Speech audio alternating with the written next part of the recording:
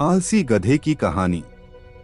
किसी गांव में एक गरीब व्यापारी अपने गधे के साथ रहा करता था। व्यापारी का घर बाजार से कुछ दूरी पर ही था।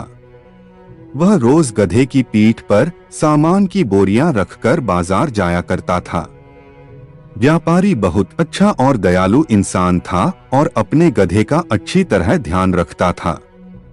गधा भी अपने मालिक से बहुत प्यार करता था, लेकिन गधे की एक समस्या थी कि वह बहुत आलसी था। उसे काम करना बिल्कुल अच्छा नहीं लगता था।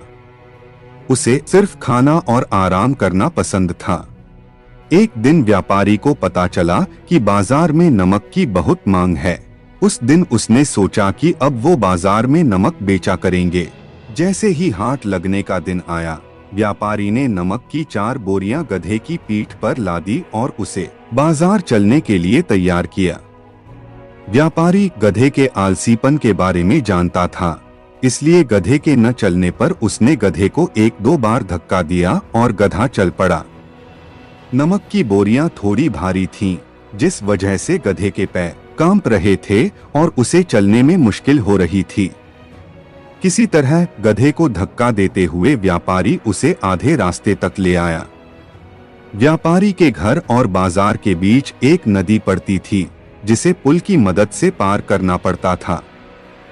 गधा जैसे ही नदी पार करने के लिए पुल पर चढ़ा और कुछ दूर चला, उसका पैर फिसल गया और वह नदी में गिर गया।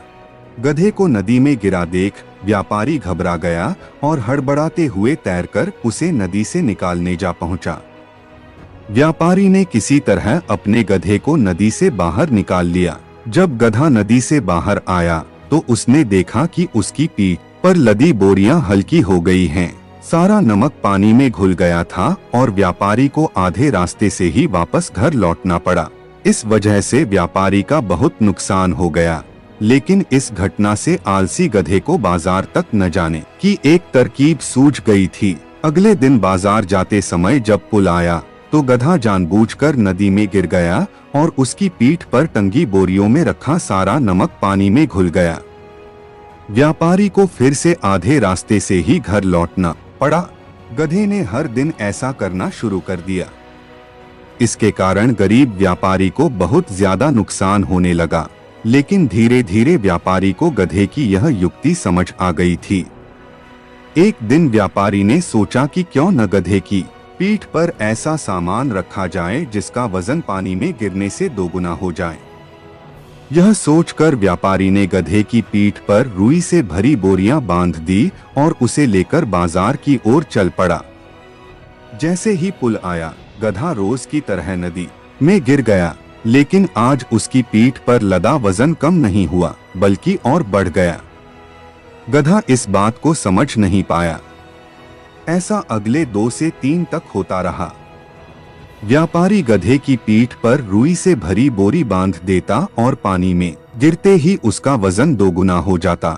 आखिरकार गधे ने हार मान ली। गधे को अब सबक मिल चुका था। चौथे दिन जब व्यापारी और गधा बाजार के लिए निकले तो गधे ने चुपचाप पुल पार कर लिया।